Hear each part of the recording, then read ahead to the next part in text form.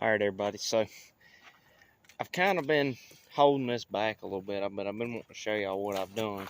This is my 93 Honda 300 Fourtrax. Four-wheel drive,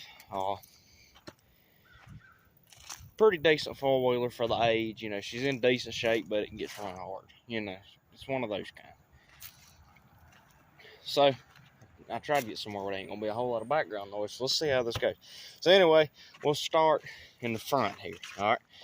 Stock suspension in the front, stock rear suspension. That's going to get upgraded soon, but for now, stock suspension, stock everything. Everything's all original from 1993. Got a CV axle boot ripped down there, one on that side, you know, just the normal. They clunk, they clatter, but they hadn't quit doing their job, so they're staying for now. And as you can hear, the wheel bearings are shot. It needs wheel bearings and CV axles and ball joints and shocks and all, you know, all of the good stuff. But we'll get to that later on. Needs new tires. Anyway, let's just kind of start with what I've done to it so far. So I've had this four-wheeler for going on 4 or 5 years. I've had it. It's been mine. This originally was my grandpa's four-wheeler. Well, knew it was somebody else's. He bought it in like 95. He's had it. It kind of just become the farm four-wheeler. And then when it sat for 6 or 8 years because something was messed up with the clutch, I adjusted the clutch, put a new carb on it and a starter, and it's good to go. Anyway, that's beside the point. Anyway, I went to Rancher. These are 2001 Rancher stock wheels, what I went to. Mainly because my old wheels was bent. Somebody run them with flat tires and bent the rims to where the tires, they would hold there and they would seal, but they wouldn't completely get up against the bead right, and they looked sketchy. They worked, and I had them on there for 6 months, no problems. Banging around in the rocks and dirt and mud and whatever, never gave me any problems. But I like the look better anyway. It's kind of more like a bullet hole kind of style rim in the front with the 10-inch regular Honda style wheels. I'd like to find, I have another one of them right there in the 11-inch. Same width, but it's 11-inch rim. I'd like to do that if I could find another one. I just, I like smaller rims, bigger tires. That's just me personally. I'd do 10-inch rims all the way around if I could find them. But anyway, so we got 12 by 9-inch rims in the front with 24 by 10s. And in the rear, we got 25 by 12s in the rear on 10-inch rims. All right. In the front, we got a 24.5-inch or 24.6 or something. I don't know. It's a light bar from Track Supply. It's a Traveler light bar. Made to go on a truck. I put it on four-wheeler. And I got something pretty unique. I ain't seen nobody else do it that I've done to this one, but we'll get to that in a minute. Next thing, got a Boss Audio speaker. $100 at Walmart. I've had this thing for going on like a year now. It's been a pretty good speaker. I mean, it's getting a little wore out from bouncing around and, full volume off for 2 or 3 days straight with the bass turned all the way up. And it's starting to show signs of wore out speakers. So I'll probably replace that probably this spring when I get ready to start riding some more again. Right now, it's kind of cooling off, whatever. I don't really have anybody to ride with, so it's kind of just getting used around the farm. Now, back here in the back, you might see some wire hanging down. I hadn't tied that up yet. Start with these. These are just plain Army cans. I don't really know. I guess they call them ammo cans. You can get them at Harbor Freight for like $20 a piece. I had these laying around. These are like the real thing. They're not them cheap ones from Harbor Freight. But the ones from Harbor Freight do the same purpose. Got my oil. That's what oil I'm running right now. In the summertime, I run a 20W50 of this same everything. But I'm running that right now because it's cool outside. Anyway, just got bolted through here, 2 bolts there, and 1 through the back. And as you can see, I got it bolted through the plastics and everything. I kind of like the look with it having the plastics close to the rack. Factory, the plastics had like that much of a gap between here and the rack, so I kind of like the look better. That's just me personally. We'll start right here. I lost my foot peg that come from the frame that held the rest on, so I got a buddy of mine, he welded that on there for me. Now my plan is to do full floorboards on it. but I hadn't got that far yet. I hadn't found enough scrap metal to build them yet, and I hadn't really felt like buying welding supplies. So that's not a priority right now anyway. Next, back here we got a homemade muffler. Now y'all might be thinking I don't want some of that junk on my four-wheel, but it actually, for being homemade, it works pretty good. It's just a piece of pipe with 2 caps or something welded on the end. It's pretty much just a hollow tube. I don't think there's anything in it. I think it's just a hollow tube, but it's not really a whole lot louder than stock. It's just got a more, almost like a higher pitch, more raspy kind of sound to it. I'll fire it up and let y'all hear it.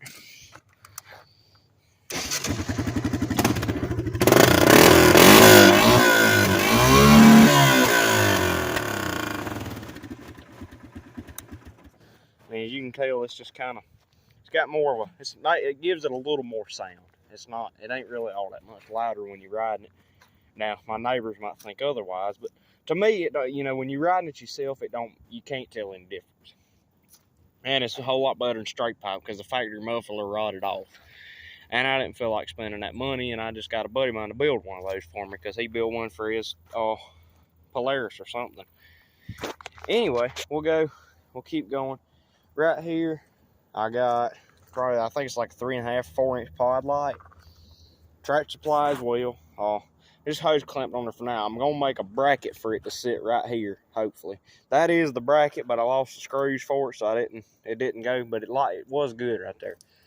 If I can find the stuff, I'll put it back there, but for now, that's where it's at, and it does its job. And I gotta trim those wires back, clean all that up, but I just really have got it on there good. And this, believe it or not, I don't know, we'll put her in reverse, is reverse activated. Now, I'm going to tell y'all how I did this because I've been on forums and I'm in pages on Facebook and nobody seems to know how to do it. Well, everybody says you can't. Well, here's proof you can. You got your reverse light here, right? Now you pop this dash off. Now I just took the whole handlebar off because I couldn't figure out how to get this off. Probably just simple and it's just stuck, but I just pulled the handlebar off because it made it easier anyway. There's a power and a ground wire coming on that, okay? There's a power wire. The power wire going in that is key ignition source. All of these lights are switched on by the ground. So all of these lights have power to them all the time with the key on. When the key's off, they don't have power anymore. All right? So let's start with your neutral light. Okay, when I put it in gear, it disconnects that ground and cuts that light off. Same thing reverse, but just the opposite way around. When I put it in reverse, it connects the ground and makes that light come on. So what I did, power to power, ground to ground, and now when I cut it on, the ground is the switched wire. And as you can see, it cuts off with the key or with that. So it's basically just that, but back here, if that makes any sense. Now, if anybody wants to know about that, comment down below. I'll explain it a little more in depth. But that kind of wraps up lighting, except for the light bar. But I'll get to that in a minute. Next here, we got our snorkel. Now, this is kind of a homemade setup out of PVC pipe and some stuff I find at Home Depot. I got about 60 bucks in a snorkel. Now, if you're doing it yourself, you'll have more than that in it because some of the stuff I already had laying around. You can probably do it cheaper than that with buying new stuff if I'd have known what I was doing to start with. Anyway, this is just a 90 up here. Now, I got a different plan for that, but for now, it's a 90 right here, and then I believe this is 1.5 or 2. It's 1.5 inch pipe, all right? And it goes straight down, got a piece of checker plate bolted to the frame. Now, this is where it gets interesting. See that hose right there? That is a top radiator hose for a 01 to 03 Duramax or the LB7. That's the top radiator hose for it. I got a part truck over here I pulled it off of. Works perfect. Slide it into there, and then I got 1.5 inch pipe run back to here to a reducer. 1.5 to 1.25 reducer going into the air box with a piece of pipe stuck in the air box. All of his hose clamped together. It seals, it works. It does what it's supposed to do, and it looks good. Now, vent lines, still haven't figured out how I'm going to route those, but they're there. All you got to have is one for the transfer case and one for each differential. There's another one for something I'm forgetting. and brakes. If you do have brakes, you got vent lines for your brakes, but I have a brake delete, so I'm not worried about it. My brakes kept getting stuck, and then one of the pads sheared off and went through the brake drum, so I just done a brake delete. Just the way that it goes. I don't need brakes. I mean, I got like a little bit of rear brake. They're wore all the way out, but I mean, it'll hold it on a hill or something if I need to sit there for a second without cutting it off. It does what I want to do. You know, it's a 30-year-old four-wheeler. You can't ask for much when nothing's been upgraded on it really, except for a snorkel, got a tuned carb, and aftermarket head on it. It's all it is. And the head really is just a stock replacement. But the carburetor is I believe for a 420. And some people say it's the same internals. I think they have different jet in them or something, because it seemed like it didn't want to run right, obviously, when I put the snorkel on there. I mean, it idled a little hard. But when I put that 420 carb on there, it seemed like it idled better. And it run right. I didn't even have to adjust it. I had to adjust my carb to make it run right, and I got it rejetted and got it running perfect.